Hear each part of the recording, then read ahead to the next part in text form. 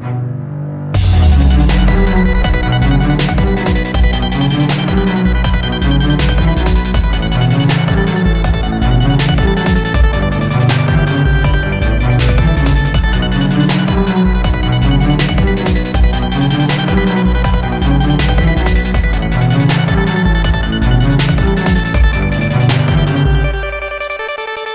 guys, I'm Eric. And I'm Nathan. And we are Notes and Nerds. We are here at Kansas City Comic-Con Day 2. That's right, guys, Day 2, and it's been so much fun. Dude, I think he's a little angry. It's the Incredible Hulk. This is modeled after the Incredible Hulk starring Edward Norton. It is such an amazing... And check this out, guys, right there. Right on his boob. Lou Ferrigno. That is cool. I believe that was signed back at the Planet Comic-Con when he was here. This is so cool. Like I said, this is based off the Edward Norton film, the one with the Incredible Hulk that was part of the MCU. It is now officially part of the MCU. Yes. And this thing, I guess, is life-size. Yes, it is supposed to be in the actual replica of how big the character is supposed to be. And, dude, it is so awesome here. Indeed. I mean, we have had so much fun on Day 2 where we've got some interviews that we did not expect that was actually going to happen. Like, who was that again? Oh, God. Fred Williamson? Yes. It was just great. The guy is, as he said it himself, he is a brand. And he promotes himself as a brand. And hey, there's a gentleman I think we need to bring in real quick. Hey, I'm Eric, and this is Nathan. We're from Notes and Nerds. And we understand this is yours. You know. It is mine, yes. I'm very proud of it. Real quick, I mentioned on the camera already, this is Lou Ferrigno's signature from Planet Comic-Con earlier this year, right? Not this year, no. Oh, last year. This is from like 2008, 2007. Oh, wow. Like that, yeah. Oops, I'm really wrong on that one. He's been here 3 times in the last few years, and this is the first time that I had the Hulk with him when he had that one. That is awesome. Nice. That is awesome. So, how did you guys acquire this? well, it's a story. They made a few hundred of them for the Incredible Hulk movie in 2008, and then they shipped them all across the country. Kansas City got one of them, and they gave it to AMC 30, and then I just managed to get my hands on it. They eventually put it up on eBay, and I just bought it. Is there maybe a chance we'll see an Edward Norton signature on the other side? Well, you know what? I would kill for that. When Stan Lee was here, I did everything I could. I about begged him to come over and do it, but I couldn't get within 2 assistants of him.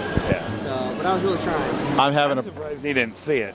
He did. He was right. He'd be right over there, 100 feet away, So. I'm having a brain fart. I forgot who is currently the Hulk. His name is right there.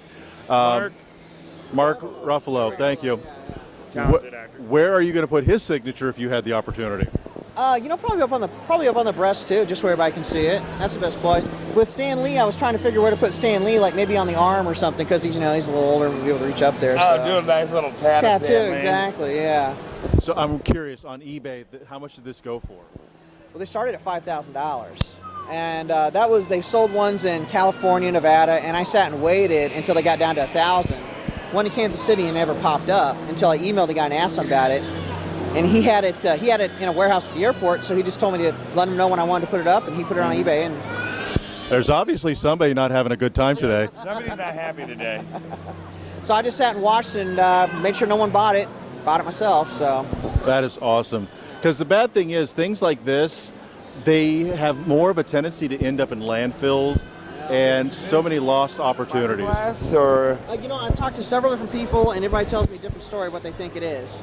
It could be like a spray-on foam that hardens with a hard paint over it. It could be somebody told me they thought it had an inner framework. It only weighs a few hundred pounds. 2 people can pick them up. Yeah. It's just kind of awkward, obviously. Yeah.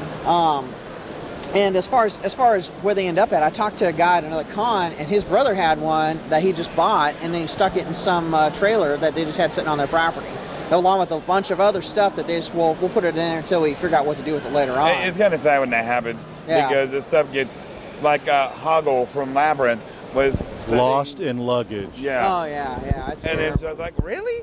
I know. Or something like the Ninja Turtle stuff got put in a, I think it was Leonardo was put in a studio that was abandoned, and a guy found it and did all the restorations. And now Tony Ackerman, who's works with Gecko Industries over there, he's come over and he's touched them up for me a couple times. When I got him from the movie theater, he had 5 or 6 spots on him that were actually showing white, Yeah. and he managed to blend in the colors. He added some more definition and colored the legs for me.